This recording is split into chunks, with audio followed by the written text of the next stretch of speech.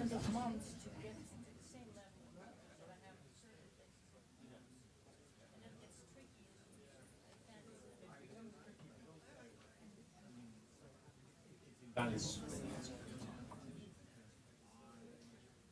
Tatiana?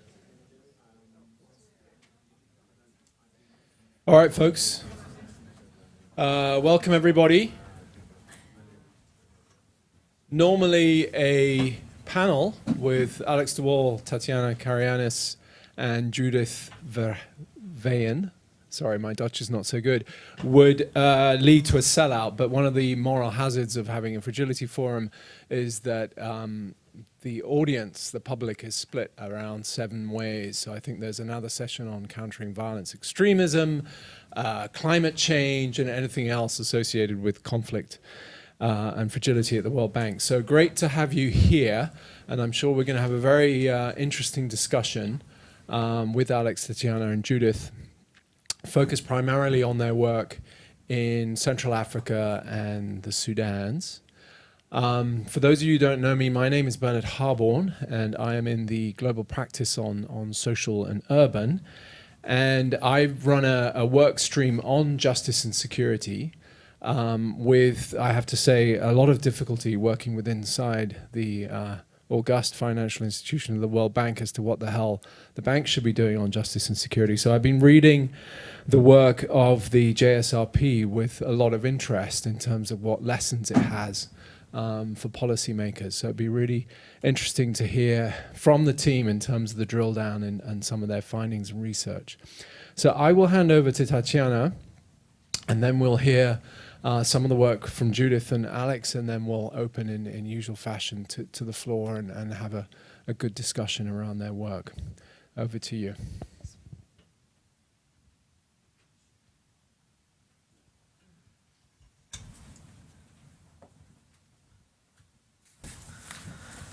Thanks, Bernard. Can you hear me? Yeah. We want it to be a little less formal, but this is where the laptop lives, so forgive us. We'll be speaking from the podium.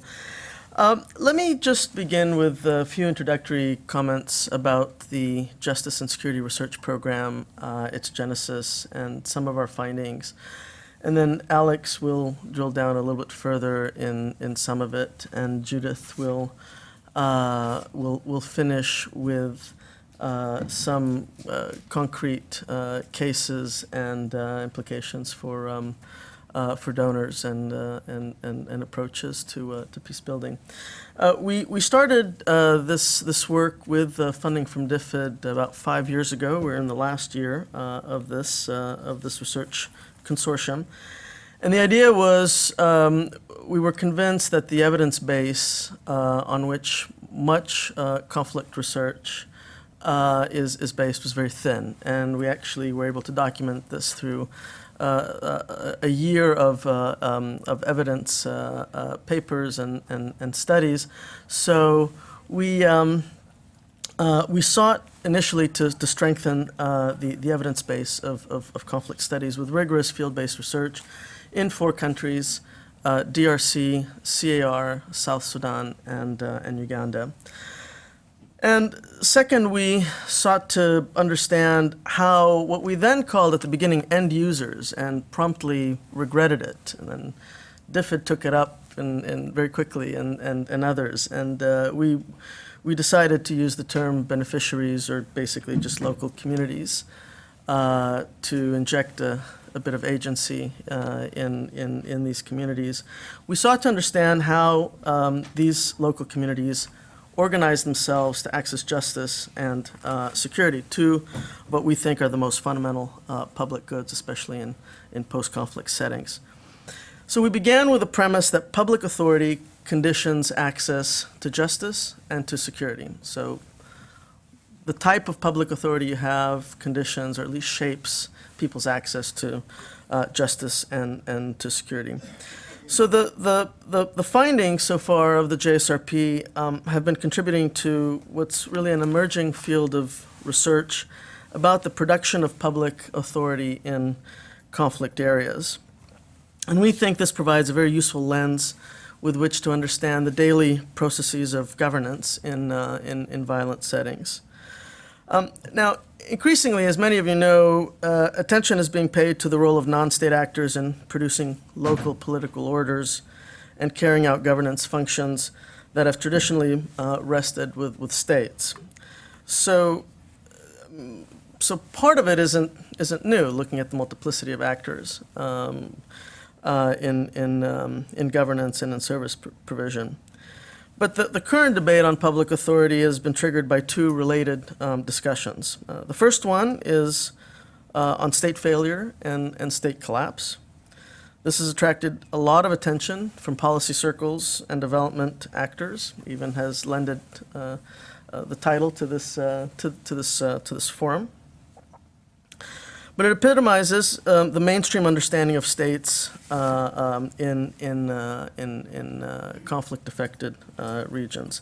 And one of the critiques of this paradigm is its rather normative perspective on what the state is or should be. And so we speak instead of weak or absent state authority, and therefore the response should be to strengthen and extend state authority. I'll say more about that in a bit. So, indeed, the work we've done in DRC confirms that state authority is weak and sometimes just not present at all. If I can turn your attention to a cartoon, we recently had a contest of political cartoons in DRC for which we solicited submissions across the country to try to both illustrate our findings and also in a way to confirm our findings. So add this to your methods of data collection. Ask political cartoonists whether or not they confirm your findings. So we were pleased, unfortunately, to see that they did confirm our findings. So in this cartoon, it's a school, it's roll call. For those of you who don't speak French, the teacher calls out the various names of students. Insecurity, present. Anarchy, present. Abuse of power, present. Authority of the state, nothing. State authority, no answer. Rape, yep, oui monsieur, we're here. So this in a way captures a little bit the state of state authority and the weakness of state authority in Congo. A second source of inspiration to the recent interest in public authority is the literature around the nature of the state in Africa. In contrast to the first strand, the focus of research here is not what a state should look like, but what it means in reality. So rather than measure fragility, what some scholars, Bayard, Reno, Chabal, Dalloz, others, and this is the vein in which our work has proceeded, have concentrated more on how capital accumulation and political legitimacy are maintained in conflict-affected societies. So, of course, the idea that different forms of political order can exist beyond the state and be involved in the production and delivery of public goods, or that violence can be productive moments of ordering, again, also is not really new. But what we have tried to do is move away from the notion of hybridity in public authority or hybrid public authority or hybrid authority to understand the dynamics in public authority, because as one of the findings in our work, public authority is in constant flux. It's in constant competition. And I'll discuss more of that in a minute. So, what have we found so far, at least with regard to public authority? Well, the first is that there's this intense competition among a multiplicity of authority structures and systems in any given locale. Now, this could be state authorities, customary authorities, armed groups, private enterprise, civil society, churches, you name it. And in conflict-affected areas, at least the ones that we've been looking at, public authority then is constantly being shaped, reshaped, negotiated, and it is the result of interactions between and among a multitude of actors. So and actors that can't easily be defined as public or private. So this implies that our conventional distinctions between public and private, state, society, formal, informal, really don't apply, and that private power relations may also be constitutive of public authority. So the end result is a lack of stability and a lack of predictability, and a constant process of change, and that has implications for accessing justice and security. The second is reference to statehood. Now, what we found, which is perhaps surprising, that despite the weakness of the state, the absence of state authority in many of these places, that many of the actors who are competing for to be the public authority in a locale, in their exercise of power, employ the language of stateness to legitimize their claims to authority. So there is a reference to statehood or to stateness in this competition of public authority. In a sense, it's crucial, really, in claims to public authority. We found this very much in DRC. We found it somewhat in CAR as well. So there's a demand for the state or an ideal of the state. So armed groups will make reference to state, from sovereignty on to taxation to you name it, as as part of their competition for power. And third is there's the question of legitimacy, and we debated this quite a bit at the start of the JSRP, and I should say that we've ended up understanding public authority, taking quite a bit from Christian Lund's definition, which is, he calls it an instance of power which seeks at least a minimum of voluntary compliance and thus is legitimated in some way. So this means what we've found is that there is both voluntary compliance and legitimacy even where there is coercion in the competition for public authority. So we developed a framework around public authority, and three logics that we think help determine how public authority operates. The first is the logic of the political marketplace, sort of politics as a way of doing business, or maybe business as a way of doing politics. And Alex will speak more to this. It often explains the high levels of violence we see. And we're now in the process of trying to apply the political marketplace logic to some of our more local research sites. The second logic is that of moral populism. And what we've seen is that often in marginalized, excluded societies, people fall back or rely on exclusionary mechanisms. And the third is the logic of public mutuality, based on a social contract of sorts among communities. It's more inclusive. This is, in a sense, an ideal that we should strive for, but we have found very few instances of public mutuality in the places we have been looking at. There have been some instances, but not many. So then, what are our research conclusions? So on justice, you won't be surprised that we, I guess, confirmed what many of us know who've been working in these places, that justice is far from where people live. It's not accessible. It's too expensive. It's hard to access. And in Congo in particular, since the establishment of tribunaux de paix tribunals of peace in various communities, which were meant actually to bring formal justice systems closer to local populations. The law that created the Tribunal de Paix also outlawed customary authorities from adjudicating justice.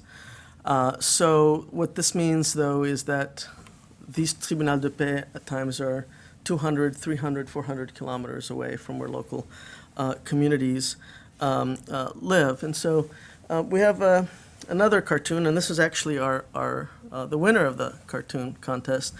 If you'll see again in the first, that really depicts this this problematic quite well. The first image says, the first day, and so you have a pregnant lady, a prison guard leading a young man to prison, and there's an old man walking with him, and it says that the parquet is at 1,200 kilometers, right? The courthouse, the Tribunal de Paix is 1,200 kilometers. So this middle slide says, hundreds of days much later, well, the old man has died, the woman has given birth, and they're still only about 800 or 600 kilometers away from the courthouse. And then the third one, well, much, much later, they finally get to the courthouse. By then, the woman has had a second child with the prisoner. The old man has died, and now they're going for civil marriage instead of. So in a way, it both depicts the distance that people feel from formal justice. And also how along the way communities figure it out for themselves.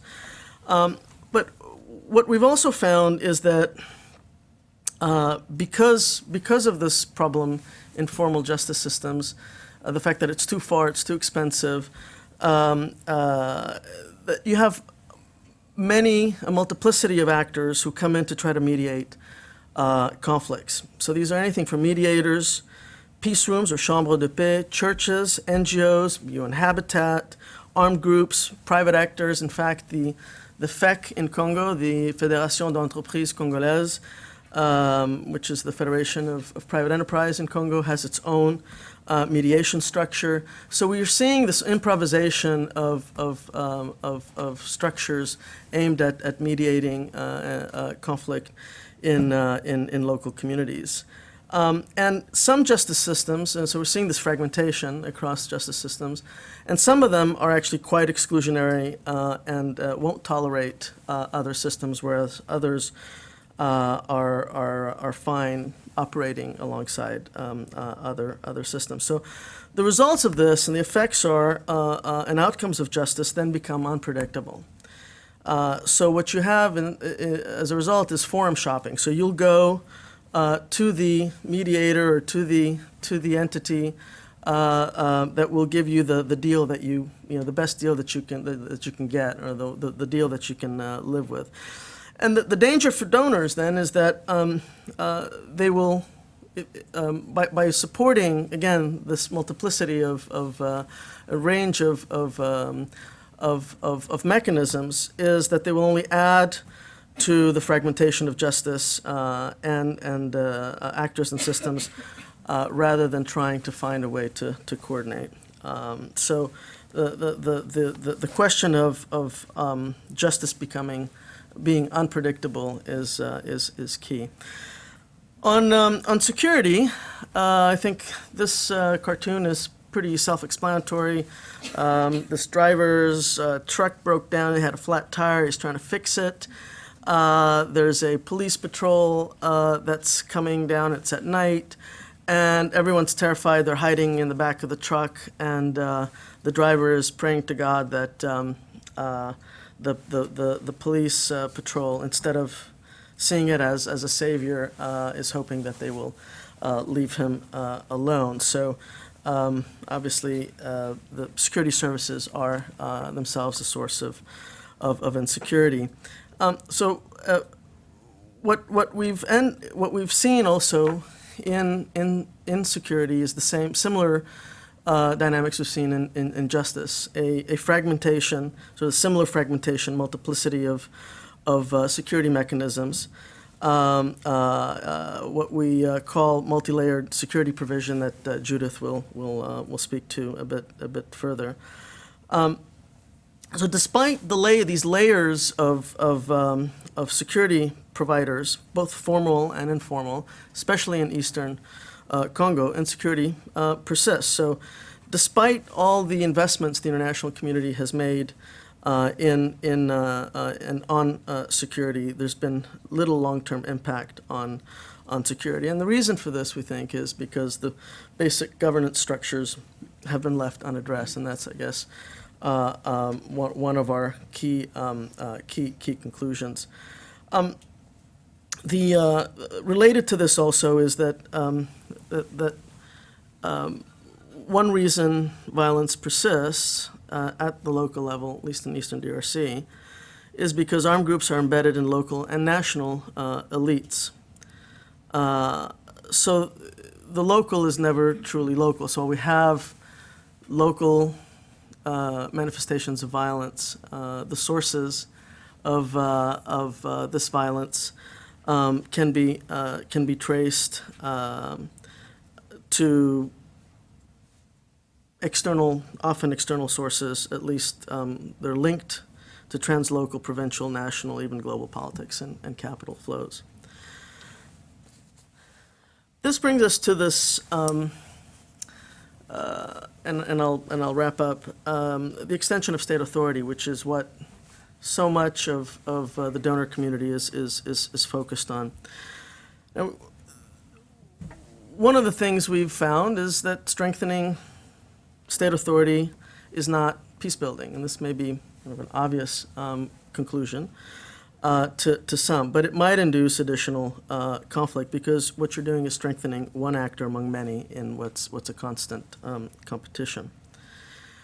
And there is also this idea that has been floating around of late that legitimacy is really not based on the provision of public goods. So you can provide all sorts of public goods, private electricity, provide healthcare, and so on, and still be seen as not legitimate as a public authority. That may be true, but I think there's one step. One needs to go one step further. What we say is that really legitimacy is more tied to the existence of a mechanism for grievance articulation. So local communities need to have a way to lodge a complaint against any of the authorities that are competing to be the public authority in the locale. So we don't say don't extend state authority. There's just good ways of extending it and not so good ways of extending it. So our final conclusion, what all this adds up to, is that governance really matters. So as long as you don't change the governance structure, you're not going to get very far. So in other words, no matter how much community policing you might invest in, if the public authority behaves like a political marketplace, you won't necessarily get the results you want. So it's important, we think, to understand what logic prevails. That's essential to understanding where to invest, where not to invest, lest you reinforce a logic that you don't want to reinforce. That's not to say that you don't always want, that you want to avoid reinforcing the logic of the political marketplace, and there's a timing issue. And there's a good example that we can discuss maybe during the Q&A on CAR of where actually reinforcing the logic of the political marketplace in the short term produced stability and prevented violence, but that in the longer term that may not necessarily be the case. So, thanks very much. Thank you. Right, Alex. How do we make this work? You find yourself somewhere? Let's see if I can find my here we are. Let's get this. So I want to say a few words about the logic of what I'm calling the political marketplace. I put up the cover of my book recently published, which is about the Horn of Africa, which draws a lot on JSRP work, but also on my own experience over a longer time period of engaging with the political elites of the Horn in a variety of guises, including most recently trying to resolve conflicts in Sudan, South Sudan. It's a sort of political ethnography, if you like. Those of us who study societies tend not to study the elites very closely, and partly because they're inaccessible, partly because they mask what they're really up to. And I had the frustrating privilege of having a front row seat in a number of the mediation exercises conducted by the African Union, and saw the candor with which they expressed and articulated their interests and strategies, and so I reflected that in this book. I call the book Real Politics, not because I reveal a lot of secrets, but because this is drawn from Lenin's dictum when he defined real politics as who does what to whom, transactional politics. And I put money on the cover because I felt it was more to do with money than to do with guns. I had an interesting debate with my publisher on that, and I'm glad to say I prevailed. So what is a political marketplace? As I see it, all political systems have that element of transactional politics and that element of bartering money for political services or political loyalties. So we find that logic, the logic of the political market everywhere. I like to quote a Republican senator from the 19th century, Mark Hanna, who said, there are two things that are important in politics. The first is money, and I can't remember what the second one is.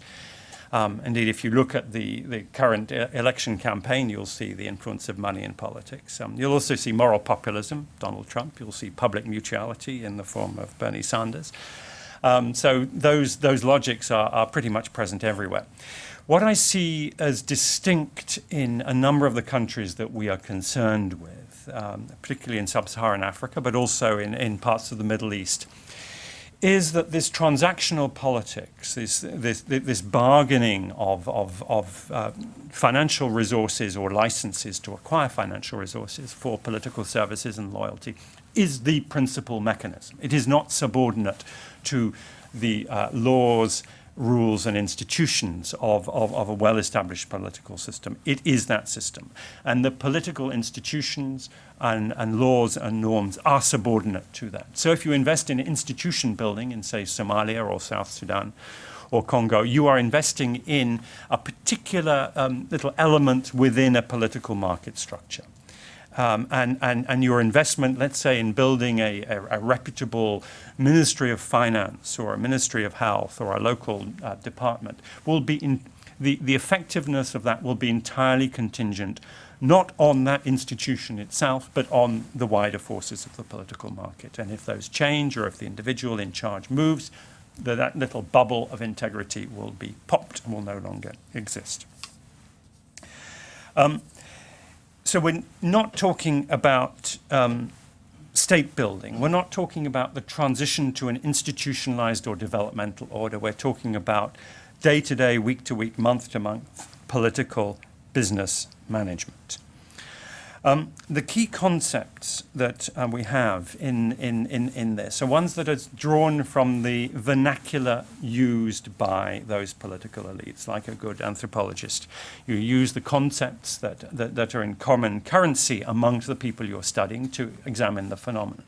So if you talk to the political business managers of Sudan, the security chiefs, the party bosses, they don't talk about state building. They don't talk about institutions. They talk about the political market, the going rate for buying, selling, renting loyalties. A few years ago, when I was working with the AU panel in Sudan, I could meet up with the then Chief of Security, Salah Ghosh, and at first I asked him as a joke, so what's the price of a militia in Darfur this week?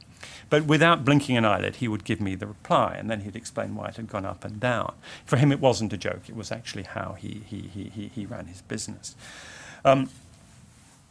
The political budget, it's a bit of a pun in Arabic. There's souk al-siyasi, the political market, and sanduk al-siyasi, the political pocket, which is the money that you have as a political operator, which you dispense for greasing the wheels of patrimony, if you like, for buying loyalties. And those are the two key determinants of whether a political system is functional or dysfunctional, whether it's actually operating or whether it's heading for a crisis. The political operators in our region, they don't turn to the Foreign Policy Fund for Peace Fragility in State Fragility Index, the Political Instability Task Force, and their sophisticated indicators. They use these indicators. They say, political business management, how skilled is the person? What's his political budget? They're all men, by the way, very, very few women. And what is the prevailing price of loyalty, and is it going up and down? And on the basis of those indicators, they can tell you what's happening. Another key concept is turbulence. We have a sort of intellectual homing instinct on regularities, on institutions, on general long-term trends. For those who are actually managing the real politics of this region, that is really not their interest. They're looking over very short time horizons. We just had a discussion earlier this morning with colleagues on South Sudan, and those in Juba were saying the political elites of Juba are planning week to week. They're not even thinking 3 months ahead. They're just planning from one week to the next. And the particular skills that are required are those not of navigating, getting from A to B, but of keeping the ship afloat, of seamanship. And if you look, if you observe the most particularly skilled operators in this field, and President Omar al-Bashir is one of them, how does he do it? He does it through an enormous detailed knowledge of every single individual, through a lot of informal interaction. His door is open every evening. Anyone who is a major rank or above in any of the security forces can go uninvited to his house and chat to him. He knows them extraordinarily well. And he is remarkably good at anticipating contingencies. He's like a juggler with many balls, and he will see how one little piece of his system, if it changes, what the ramifications will be elsewhere. He's always prepared for the unexpected. He always has multiple options to call upon, rather different to the rest of us. These political markets are also regionally integrated. Years ago, you would have a stable patrimonial system run within a country. Run on the basis of dispensing reward, which would guarantee loyalty over a long period of time. Not so now. These systems can be renegotiated on an almost day-to-day basis. I witnessed this in Darfur, where you would get an agreement one day between certain factions, and they would get on their satellite phones. They'd be on the phone to N'Djamena or to Tripoli or to Washington, and then they'd come back and say, no, things have changed. The price has gone up, the price has gone down. We renegotiate. I got one of my students to apply the famous Michael Porter's 5 forces that drive industrial competition to what it meant to be a political business manager there, and it works remarkably well. And which makes me think, and this is, as it were, the next stage of the project, that we can actually more systematically apply business models to the way in which politics is run in this situation. The political market and the emergence of politics as business, it's not that everyone is driven by greed. This is not just kleptocracy. This is not just I want to line my pocket. It's more that if you are a political business entrepreneur and you have a product that you like to sell or you'd like to promote, be it the well-being of your community, be it a religious agenda, be it public mutuality, you have to compete against others who are utterly unscrupulous in their uses of money and violence. Otherwise, you will simply fall by the wayside. So I'm not ascribing the profit motive to politicians, though some of them have it and most of them get quite well off. You can actually become bankrupt, and a number of the political leaders actually recycle whatever private fortunes they have into trying to stay in office and fail, and they end up with nothing. This, I think, it's close to what we tend to see in situations where political markets are advanced. We tend to see moral populism. They both arise from the same cluster of circumstances: a crisis of mutuality, a crisis of institutions, the tearing of the fabric of society, which means that those who emerge from those crises with viable political businesses also tend to resort to appeals to moral populism, to the bonds of community, because those tends to be a cheap way of organizing. Very quickly, political markets tend to be violent. It's very, very difficult to eradicate violence from them. But it's interesting that the more skilled operators in these political markets tend to limit the use of violence. And they limit it because violence is intrinsically unpredictable. Once you start provoking violence or using violence, you really don't know the value of that currency until it's cashed. Things can spiral out of control. And it's interesting talking to many of them about why conflict started, say, in Darfur or in South Sudan. What they'll say is actually someone made a mistake. There was an error there in political business management. We underestimated the price, we made the wrong move, and the things got out of control. It's interesting that the more skilled managers, when they're dealing with their peers, there's no hostility, there's no animosity. They don't kill each other. Across Sudan, Chad, many of these places, the elites don't kill each other. There's an elite pact. You may be my enemy today, but you'll be my friend tomorrow. My friend today may also be my enemy tomorrow. So it's actually inefficient to kill them because you don't know who the deputy is. Or in taking out the kingpin, you will get fierce competition among those at the next level down to take that position, and that fierce competition will be destabilizing to the market. Better to deal with whom you know. Those who are skilled at it are fiercely critical of the targeted assassinations, for example. They say, how stupid can you be? President Obama, go and kill Osama bin Laden. You are going to need to negotiate with that fellow. Better to keep him there because he's a known quantity. You don't know what's going to come next. This is what they will tell you. Ditto with the assassination of radical leaders in Somalia. They say, how stupid to kill them. You're just going to get competition, a competition of radicalization amongst their immediate subordinates. So violence has a role in bargaining. Violence can escalate through errors, but violence can also be used in a political marketplace in crisis to eradicate a constituency. You can actually devalue the price that can be demanded by a rival by destroying his constituency, by killing the men, by raping the women, by stealing the cattle, by burning the villages. And that is perhaps the most dangerous form in which violence can take here. Let me very briefly show my own cartoons.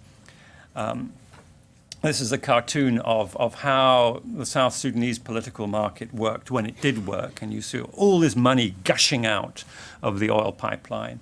And President Salva Kiir there in the black hat saying to various political and military leaders, I need your support. I have the cash. Name your price. And they all have different ways of bargaining. One saying, I'm on the border. Pay up or I'll take the money that Khartoum is offering. And others saying, I'm at the SPLA headquarters. You need me for everything. My price is very high. Another one saying, I'm the SPLM. I'm the political party. You need me for the election. Another one is saying, I have my troops. I'll mutiny. Give me a raise. And you see all this type of bargaining around access to the to that patrimony. And when the money ran out,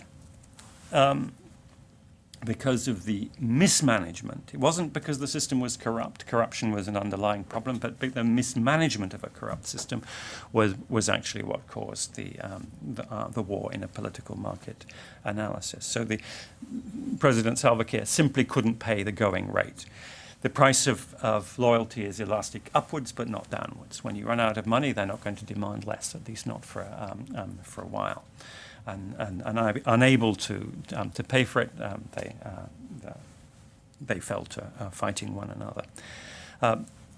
Closing remark on Somalia. Somalia is a very interesting variant example, where in the 1980s, Siad Barre actually had plenty of money.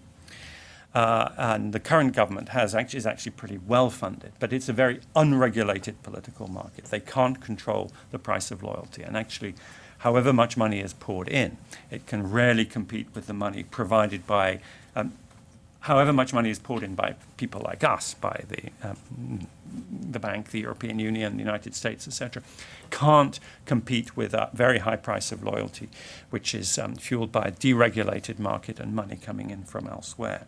So the prospects of consolidation of central authority in Somalia, I would suggest, are pretty meager. Let me leave it at that. Thanks, Alex. Judith.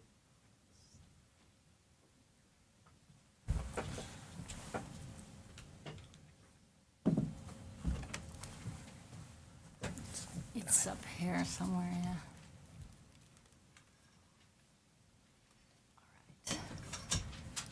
All right.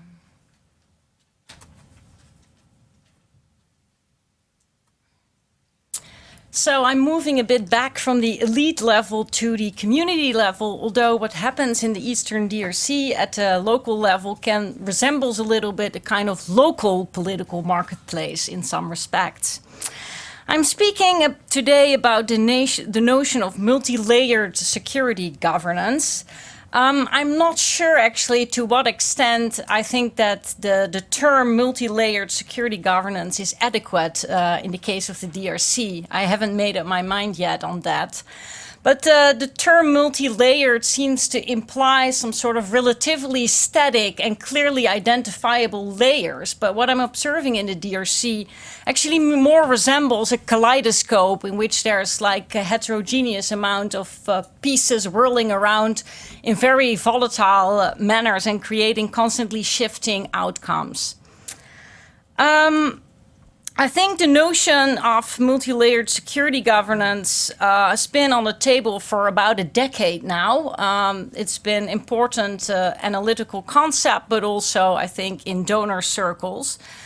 And if I'm not mistaken, I think it was a 2006 OECD report by Shaya and McLean that sort of introduced the concept in donor circles.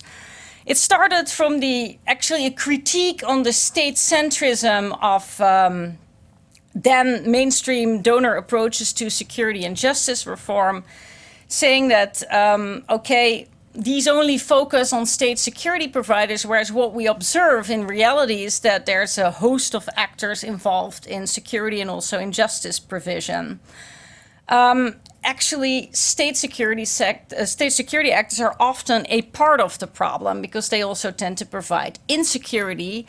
And sometimes, in some contexts, non-state and local security providers may actually be more accountable and more legitimate because they emerge from the communities where in which they are providing security. And at times they can also be more efficient, especially from the point of view of citizens who seek access to security and justice. That said, and I think this is an uncontested and very widely recognized observation, but it's very difficult to translate this into donor policies and programming. There are a number of obstacles to that. I've identified a couple of challenges to operationalizing this notion based on what I observe in the Eastern DRC. And that's the immense fluidity of the security landscape and also the high local diversity. Now, the Eastern DRC is like vast. And whereas in one area, for example, customary chiefs may be relatively important and also be involved in security provision, in other areas they don't. So the composition of the configuration of the security landscape incredibly differs from one small area to the next. Well, that creates a problem in terms of designing policies. Another problem is the high fluidity. At present, there are more than 80 different armed groups that are active in the Eastern Congo, and that excludes numerous local defense forces, of which I'll speak more about next. That creates a very shifting kind of landscape. One area can be overrun by a different militia, and that would entirely change the sort of bargaining processes that go on. So based on that fluidity, how are you going to plan interventions?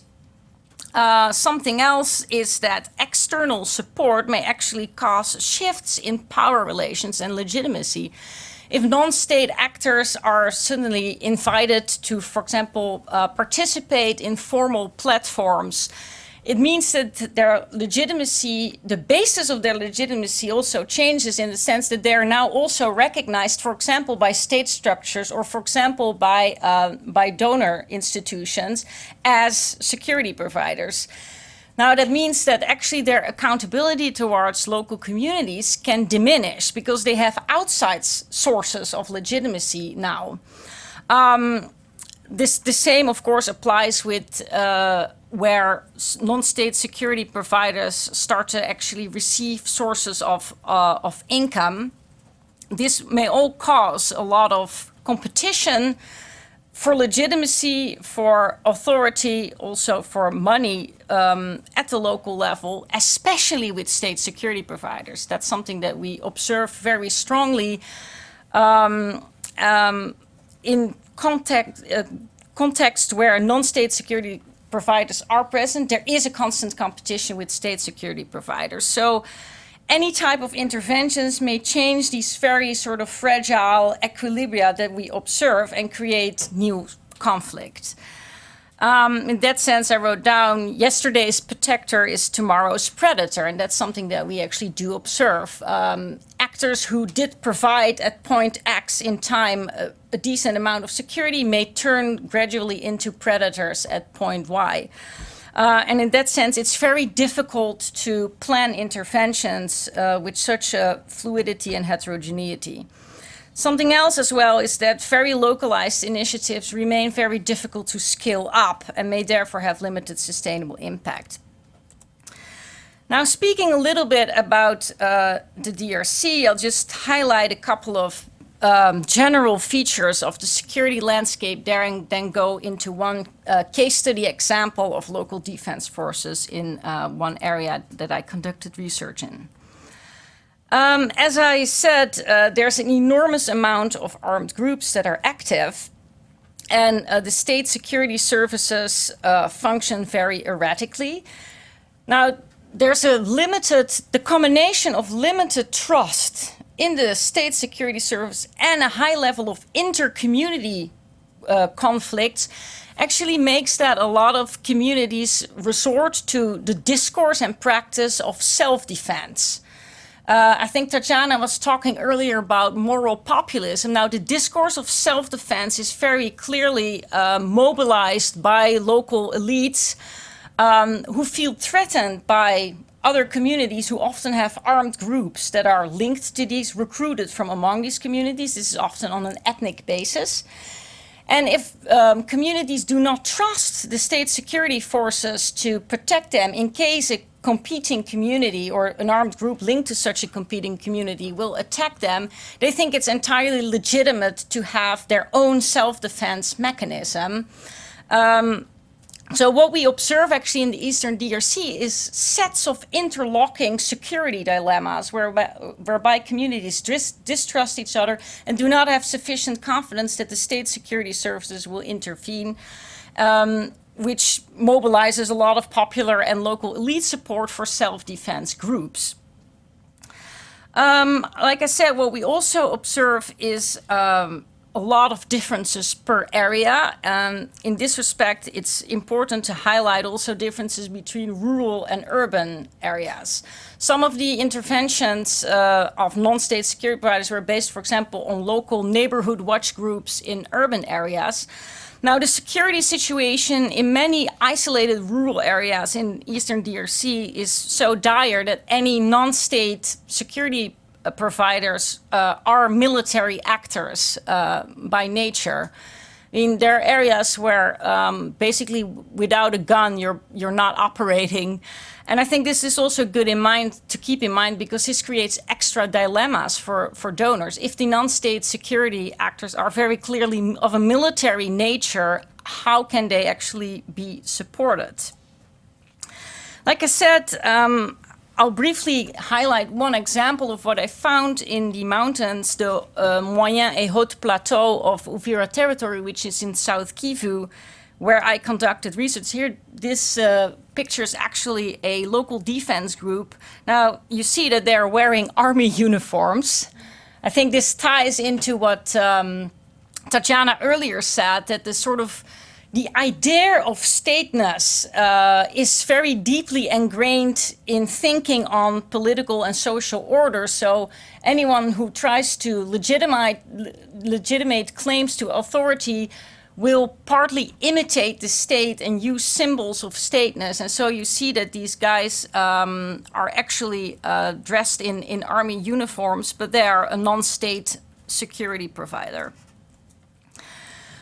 These local defense forces are armed patrol groups of villagers who actually engage in security provision on a part-time basis.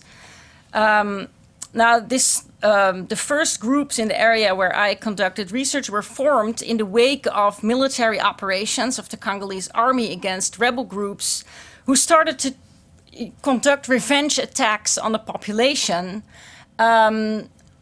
Given that there are a lot of demobilized fighters from the First and Second Congo War in the villages, these demobilized fighters took the initiative to actually take up arms and protect the population themselves. Now, this initiative was quasi-formalized by the customary chief, the Mwami of the Bafulero chiefdom, who basically allowed these groups to be formed in each village in his chiefdom, and actually struck a deal with the Congolese army, saying that the Congolese army would allow these local defense forces to exist, but in return they would provide intelligence and they also scout for the Congolese army during military operations. So they're actually quasi-active in combat. This initiative worked initially relatively well, and it allowed a lot of displaced persons to return to their village, but in the course of time also started to degenerate a little bit. And there are a couple of problems that we observed. In 2011, the Mwami, the customary chief of the Bafulero, ran for member of parliament in the 2011 elections and actually started to mobilize local defense forces for his election campaign. The year after, a major customary power conflict broke out in the Bafulero chiefdom, which caused a scission in local defense forces because one half of the forces and chiefs supported one candidate and the other pretended to the throne. So this introduced a kind of decentralizing moment in which centralized control was lost and more groups started to fend for themselves. So in certain areas, these groups actually collaborate with armed groups and bandits. Another problem has been that because they collaborate with the national army, they actually expose villages also to revenge attack by the armed groups that the military has attacked. Something else is that these local defense forces are very numerous. They do not consist only of demobilized, but also of newly recruited youth. There are actually also minors among them. Now, in certain villages that I visited, there are about 80 local defense forces which maybe have like 30 rifles, and then you find that there are 2 policemen who have like 1 arm. And they basically this this equilibrium means that the local defense forces largely outrule the police, who therefore has very limited authority. There are cases where the local defense forces go to the prison of the police and basically take whoever is detained there as suspect out and release them. Another problem is that many of these defense forces are involved in private score settling and private conflict settlement. This basically means that, for example, if you have conflicts around debts, family conflicts, conflicts around land, people approach someone in the local defense forces to intervene on their behalf. This is often entails intimidation and violence to make the other party accept or to make the other party, for example, pay back a debt. This actually is a very widespread phenomenon that we also observe with state security staff who gets involved, who gets kind of instrumentalized by people to intervene in local and private conflicts.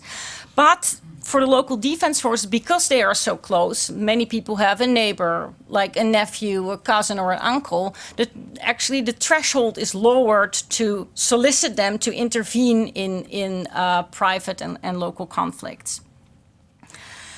Despite these problems, the population in the areas where I conducted research was actually relatively positive about them. And that's another domain I want to discuss. What are the popular perceptions of the local defense forces?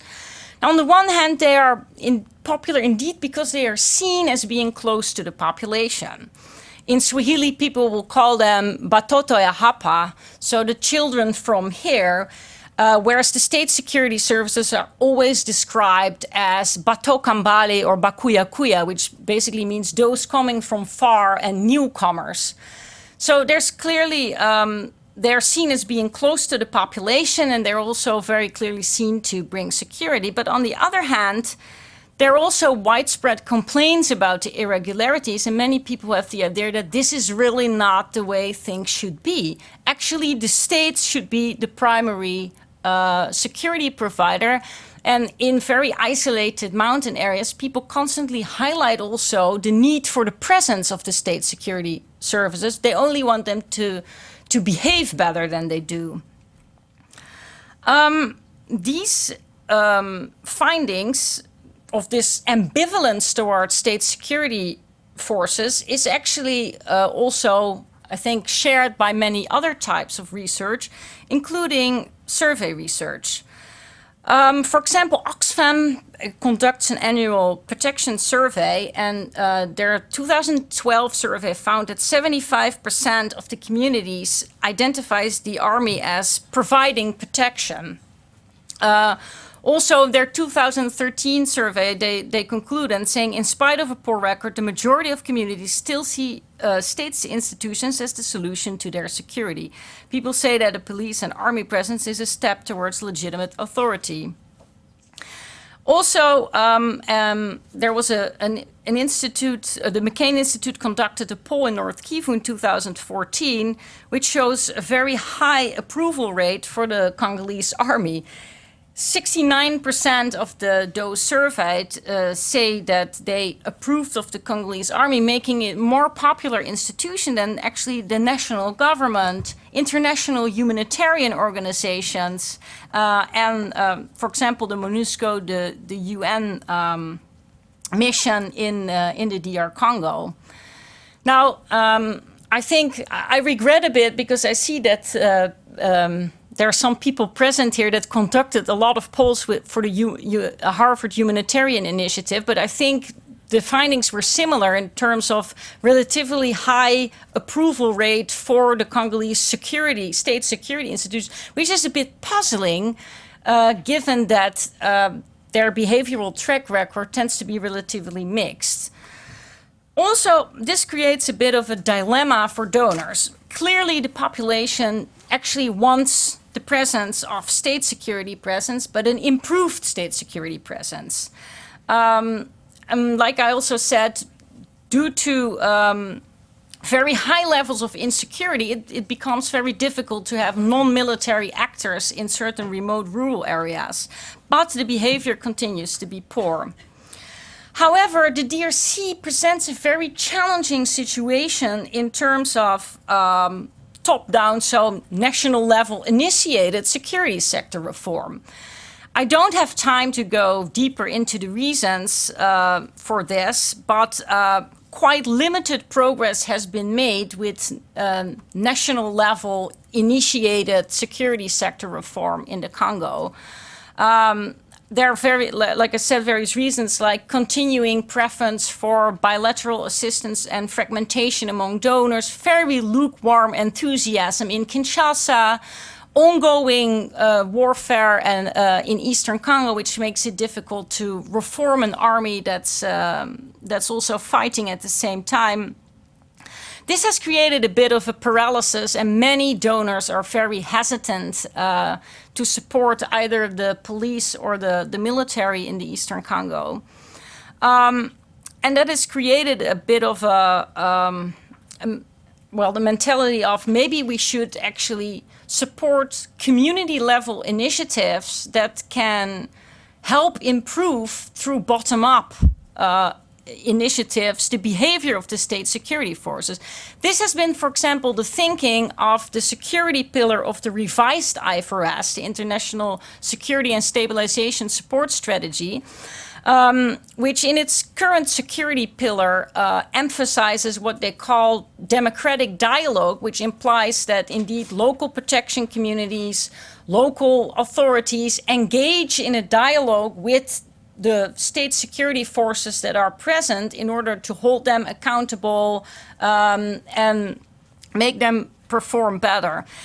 There have not been a lot of experiences with this yet, so it's a bit early to say to what extent this actually works. But based on my own research on the Congolese military, which I've been conducting since 2010, you clearly see that initiatives at the local level, for example, quite active protection communities, human rights defenders that do hold commanders to account, that go to the police when people are detained arbitrarily, that actually does have some impact. However, the question is, can this induce structural transformations in the security services?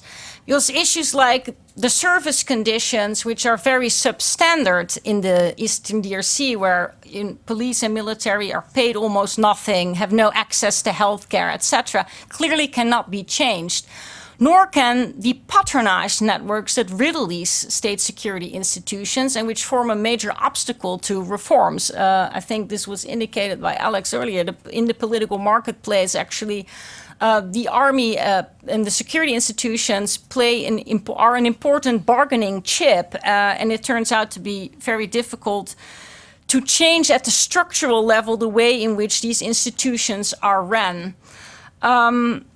So the question is, can this actually induce structural transformations?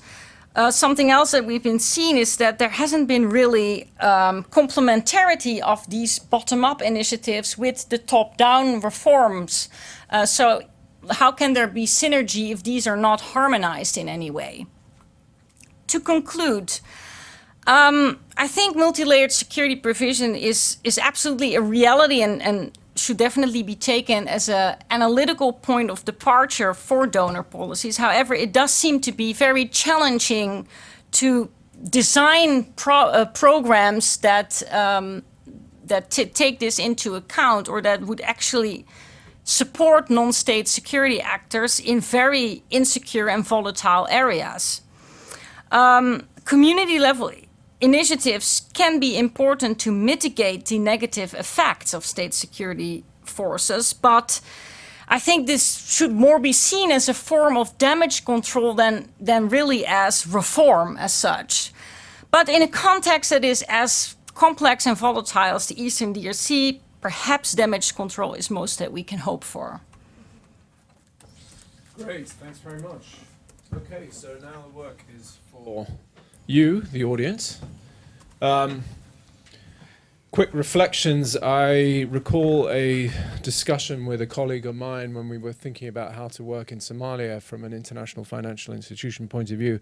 And basically we were thinking, given the kind of detail that we've heard from our three presenters, that essentially the bank should become a bit more like a benign CIA, where you have the kind of human intelligence and the footprint on the ground to deal with the granularity of some of the complex problems that Alex, Tatiana, and Judith have presented here.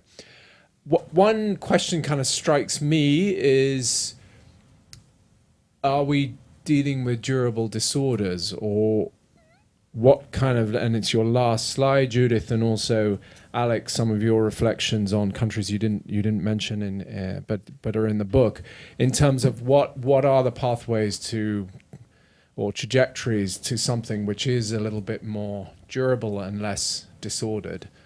Be interesting to hear a little bit more about that. But the floor is open. I can pass around the mic. Questions from you. Yeah, and if you could just say who you are.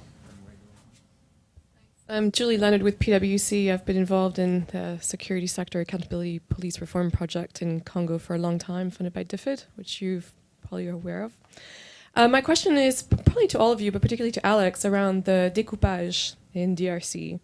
And what would be some of your advice to practitioners in terms of the opportunities, the risks that might create, and how do you try to improve governance and reform with that huge change happening? Thanks.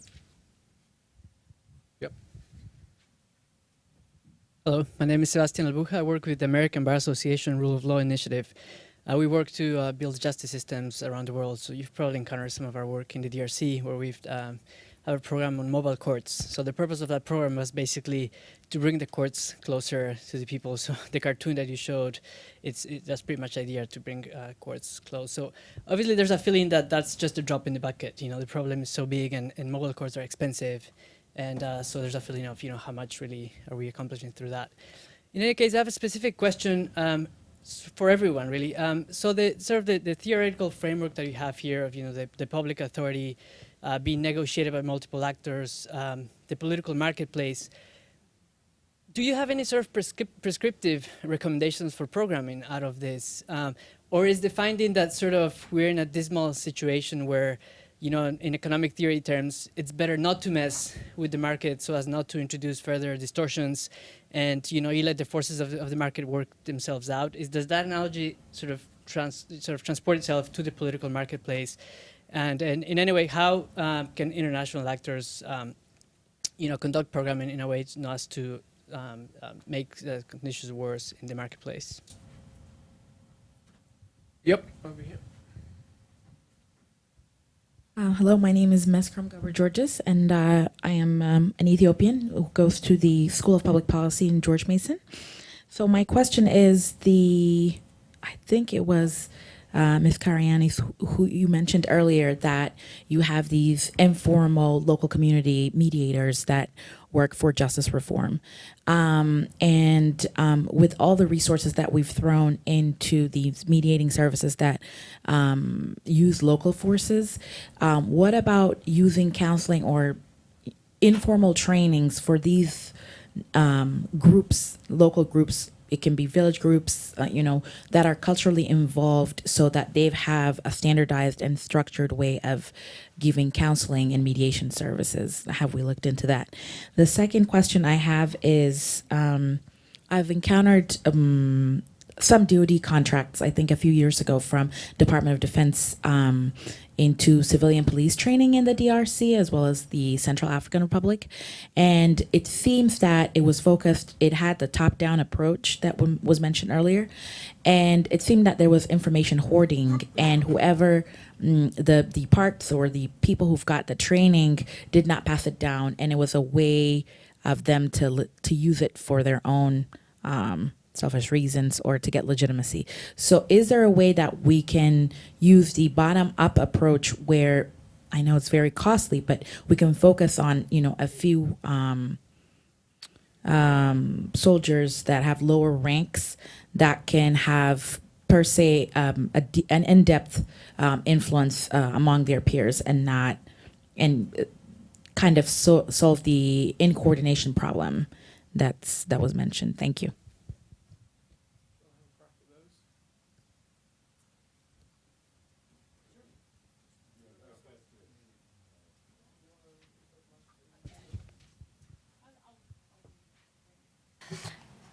Are any interventions possible in the political marketplace? Well, I think one thing that's for sure is that imbalances tend to be created when there's suddenly a mass of funding available for one particular process. And that's the situations where we tend to see most competition that's being fueled due to interventions. So I think whatever is being done, massive funding flows are definitely going to disturb one thing or another.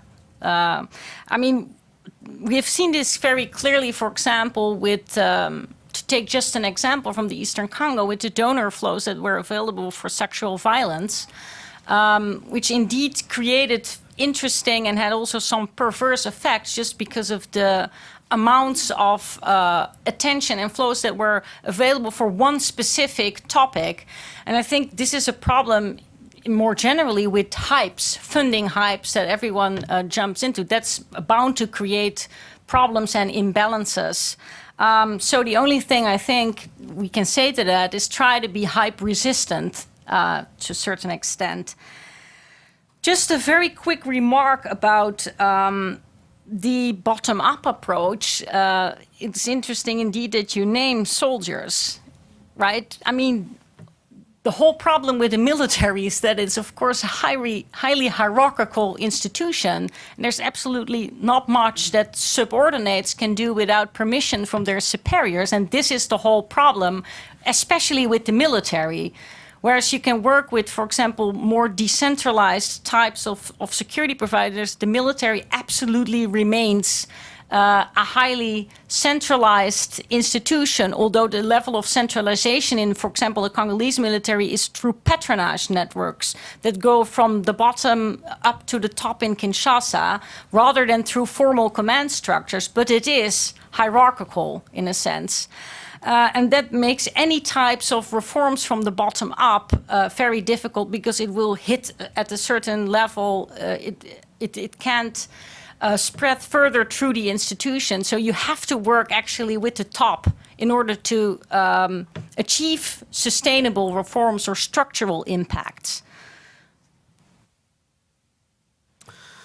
Thanks. I'll address the decoupage question. Clearly, and this is a process in Congo that's underway, but underway in a very quick, haphazard way, where we've moved from 11 provinces now to 26, or are in the process of moving from 11 to 26 provinces, and then there's the anticipation of local elections that will and governor elections, which are supposed to take place in October, to fill in these new posts. Clearly, what the decoupage process is doing is intensifying competition. It's also creating new local actors and intensifying competition around authority systems. But even where, take Bakongo, for example, now known as Congo Central, which is the one province in Congo that is not getting carved up into 3 or 4 smaller provinces. Even there, the impact of increased competition is going to be felt. For example, in Mwanda, in Congo Central, the dominant public authority is a mix of public-private, if we can call it that. There's Perenco, the oil company, which is the dominant economic actor, but has become the public authority in this area, and has developed a governance structure that subsumes, in fact, the state, customary authorities, and of the 3 major villages in the area, and notabilities in the area, and that's the governance structure. It's called COCODEM. It's supposed to be a consensual governance structure. It's the public authority that dispenses the budget of the state and provides public goods. As soon as, even though Congo Central won't be, isn't subject to the découpage, is staying intact as a province, it will have an elected mayor as soon as whenever we have local elections under the whole découpage process, which is part of the decentralization process across Congo. Elected officials are likely to challenge the authority of the existing governance structure, which is quasi-representative, the COCODEM. So even where you're not going to see, we're focused on where the découpage is going to take place and how this will intensify competition between existing authorities and create new actors that will then compete. In this case, even without the découpage, you're going to have an intensification of competition for authority. Just quickly on mobile courts, I think it was the idea of proximity justice was perhaps a good one, but again, this is also an illustration of sometimes how siloed donor efforts can be. So mobile courts can also, while bringing justice closer to local communities, can also leave the same communities more vulnerable if you don't have, the corollaries of a justice system and a justice sector in terms of prisons and so on that accompany. I don't think you can have mobile prisons, but anyway, that accompany the mobile courts. So just I'll let Alex deal with The rest. whatever the rest was. Yeah, that's it. Bernard, your question is, are we dealing with durable disorders? I think, generally speaking, yes. I think that's the case. I mean, the sort of the scientific definition of turbulence in fluid mechanics is basically a system that's chaotic from one moment to the next, but retains a recognizable structure over time. And I think that's more or less what we have. Having said that, I think there are solutions that can be found to some of the excesses, both within the market and outside, and I'll come back to that. The decentralization and the switch from appointed to elected, I'll make some general remarks about that because I really don't know the Congolese case. Decentralization and local democratization can actually be a way of centralization. And it can be a switch from an administrative appointment to a provoking local competition, knowing that in order for those who want to successfully compete in local elections, they need money. They need a political budget to run a campaign. And you can, and if you're sitting at a pinnacle of power, you can either use this as a way of finding out local intelligence about who's powerful, and then you decide who you're going to back, and then you put money into the person you like, who is obviously the most capable and the most likely to be loyal, or you just go and fund whoever. So it can be it can be centralization in a monetized patronage system by subterfuge. And I don't know the Congolese system, but I wouldn't be unsurprised if it didn't turn out to function that way. The general question about what can fix it, and a couple of thoughts. One is the places where we do see relative stability, like Somaliland, briefly in Somalia, southern Somalia 10 years ago, like in the metropolitan areas of northern Sudan.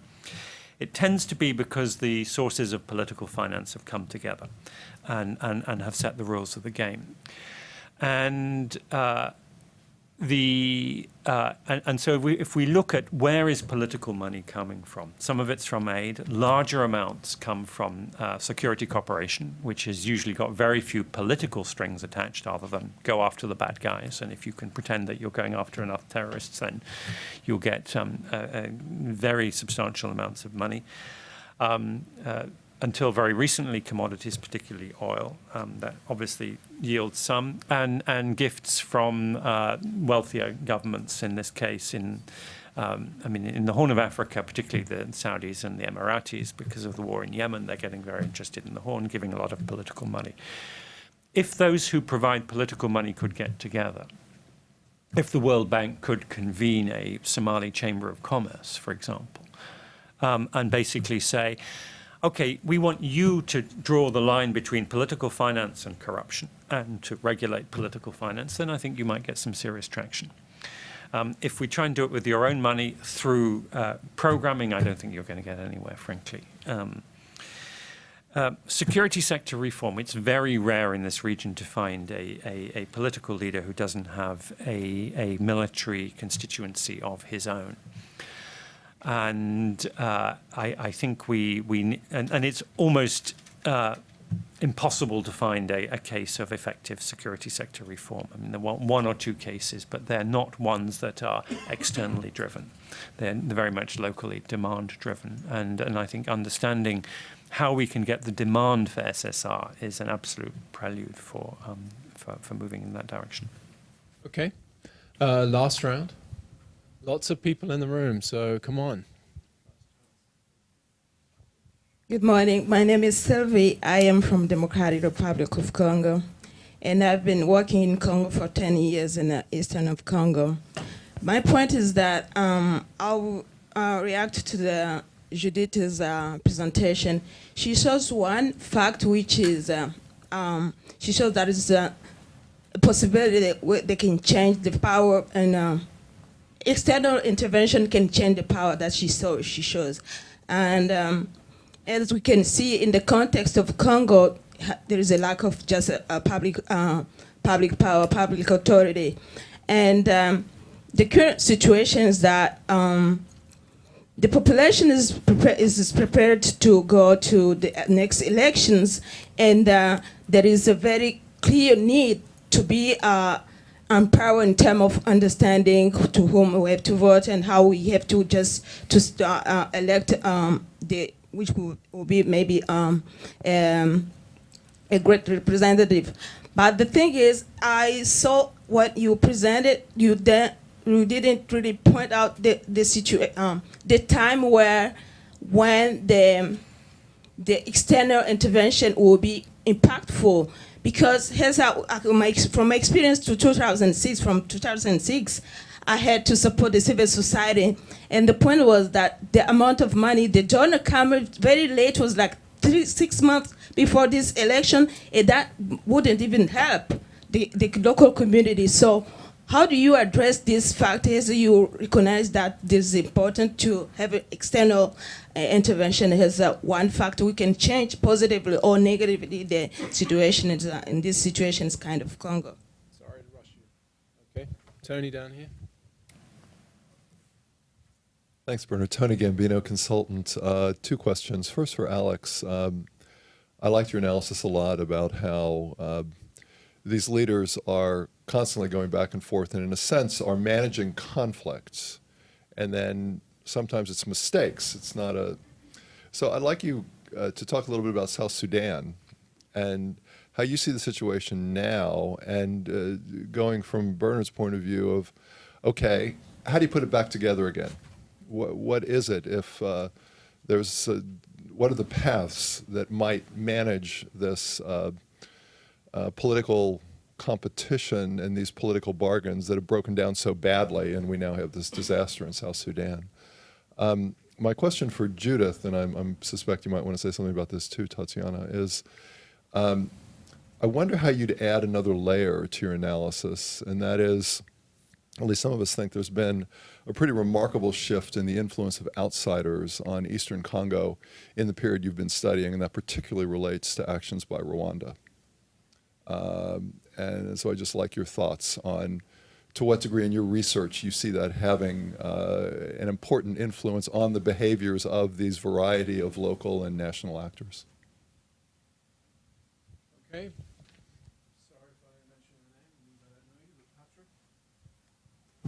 Hi, thank you. This is Patrick Green. Yes, sorry, Patrick Green from HHI.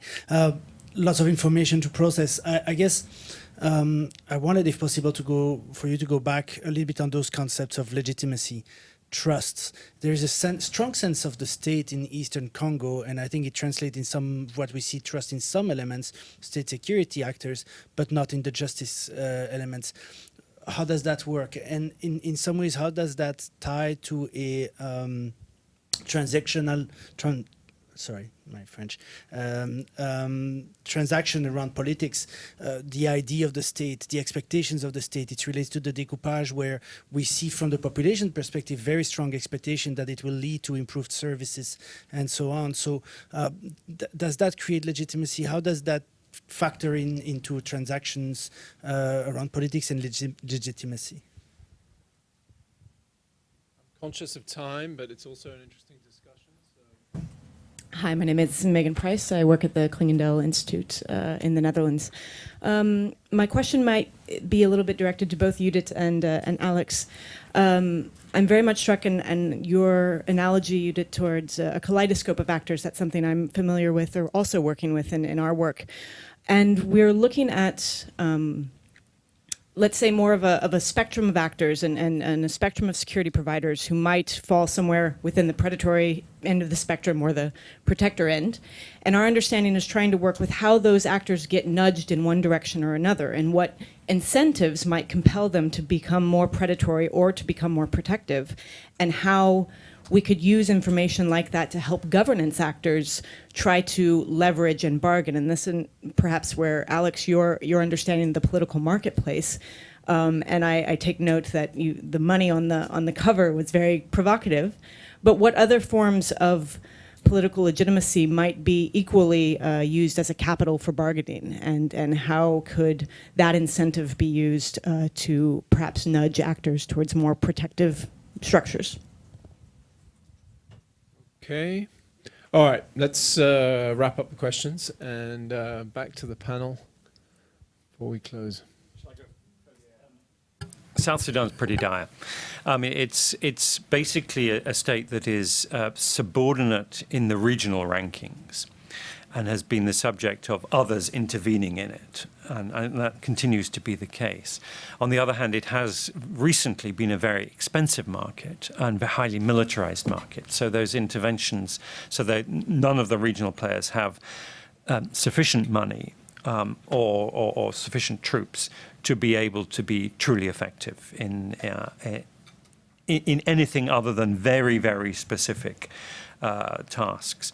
And the mediation was not well handled, and it wasn't, and it's really neither one thing nor the other. It's neither a really truly worked out bargain amongst the chiefs to stabilize it, nor is it a program of transformation. It's a patch up that is frankly unsustainable, and as the country goes over the financial cliff, then I would fear that the monetized bargaining becomes violent bargaining. I think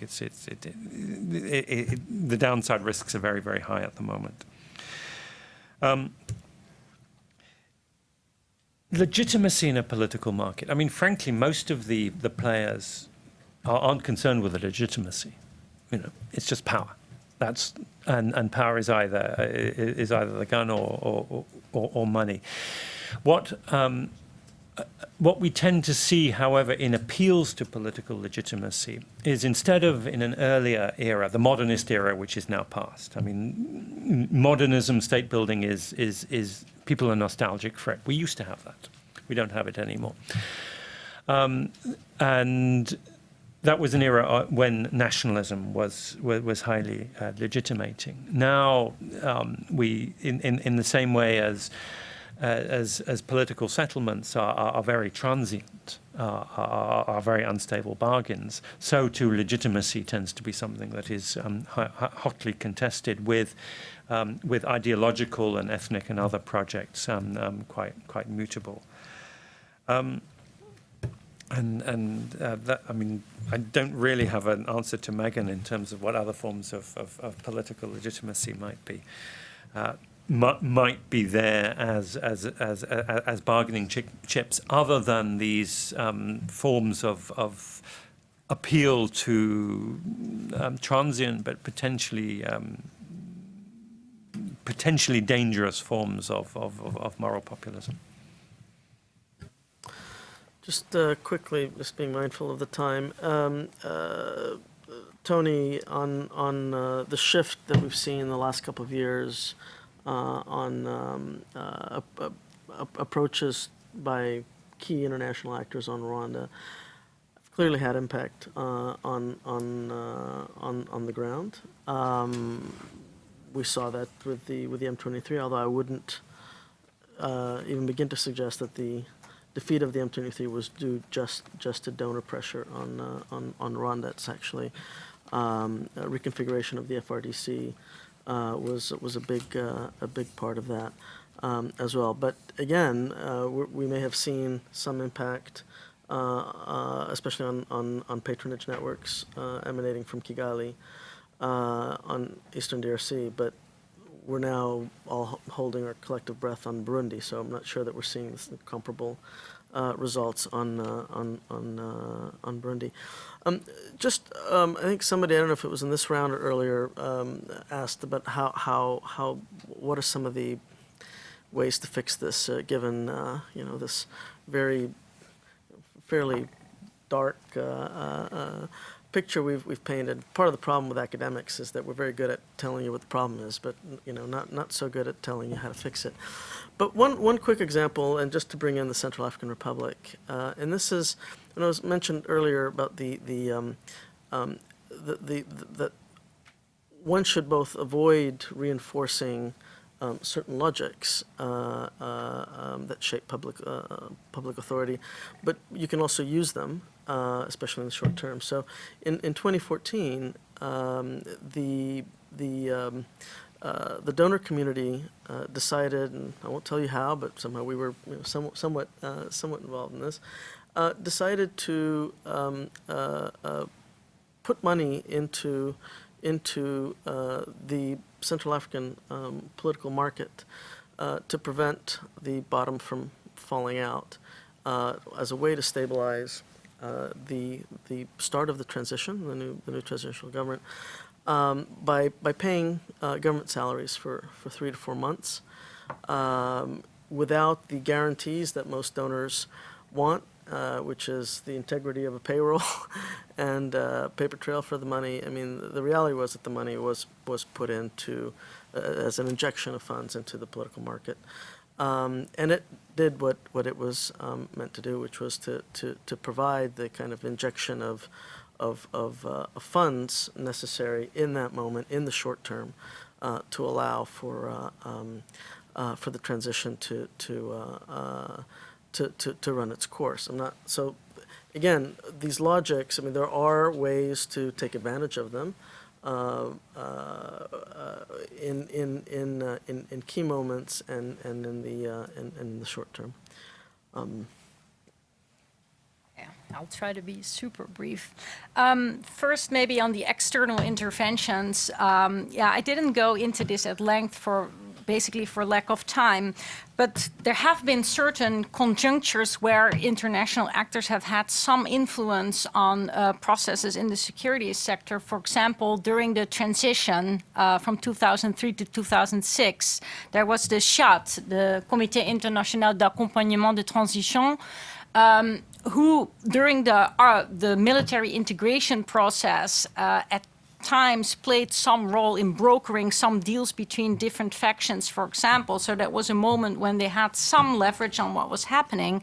But after 2006, that kind of rapidly waned. If you look, for example, at what happened in 2009, like a deal was brokered between Kigali and Kinshasa, and overnight the whole CNDP rebel group and Paraco and others, in total 12,000 troops, were integrated into the military, and military operations were conducted with the Rwandan army. There was nothing that the international actors present there they had no influence on that process, which had a huge impact on the whole security situation and the military. So I think the impact of international actors has been very fluctuating depending on the political conjuncture in Kinshasa, maybe also levels of donor interest and investment. Now, to get to the impact of Rwanda, I think the effects have been very paradoxical, because the threat of Rwandan-backed rebellions was actually a major incentive for Kinshasa to have some parts of the military working. And what we saw actually happening in 2012, where a couple of reforms, for example, making Bahuma the chief of the 10th military region, and having a couple of well-functioning, or at least operationally effective units. Now, since that threat actually has subsided, Kinshasa seems to have actually less interest than before in reforming the army. So the impacts are ambiguous in a sense. And what we also see is an entire fragmentation of the security landscapes. There's no longer very strong foreign or foreign-backed rebellions. Even the foreign rebellions that were present, like FDLR, ADF, have been seriously weakened. And this somehow contributes to a proliferation of smaller scale groups, which do not really don't make it to the international headlines. Kinshasa is not worried about them, but they do create a whole lot of, especially because of the volatility that multiple competing small groups create in the countryside. To go very briefly into the notion of legitimacy, actually much of my research has focused on the legitimacy of the Congolese military, but also of public authority actors. And we see a whole spectrum of sources of legitimacy. Customary chiefs tap from a very different sort of reservoir of legitimacy than the politico-administrative authorities. We always tend to, if we think of legitimacy, do continue to think strongly about notions of public service provision, etc. But there's a range of different sources. Also, if we speak of patronage, the idea of representation, of people representing, authorities representing a certain community and their glory, but also of protecting that community and of redistributing both symbolic and material resources, even to a limited extent, plays a very important role. What we also tend to forget is, I talked earlier about how certain security actors provide more private services, like these types of interventions in private score settling. This actually occurs at a large scale and, ironically enough, forms a basis of legitimacy for public security actors. So when is an army commander popular? If, for example, he helps with tax evasion. This is a phenomenon that occurs at a large scale, whereby security staff protects certain commercial activities so that people don't pay taxes over it. Like they import cars and then they put it on a name of Colonel X, Y, or Z, and then the customs knows that they can't charge anything. These types of mechanisms, which are more kind of private goods that are provided, actually do provide forms of legitimacy for public actors. So it's a very complex question. I lack the time to go into it right now, but I'm happy to exchange more later. To briefly go into the last point of the shifting, when do they move towards the predatory end of the spectrum, and when do they move towards the protective end of the spectrum? What seems very important here are political processes, decentralization, elections. And this is one reason why, as Tatjana said, the local is never really local.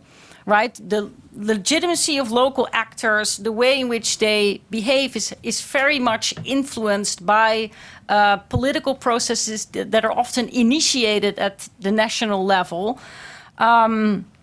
So basically, that's, I think, one thing to keep in mind. If we think about all these mechanisms, basis of legitimacy, we can't limit our analysis to the local level. Great. And on that point, we will end the session. If you're gluttons for punishment, we have security and justice from the bank perspective at 1:30, so in about 45 minutes in the present. I'd like to extend thanks to Tatiana, Judith, and Alex. Big round of applause, and to yourselves for great work. Cheers.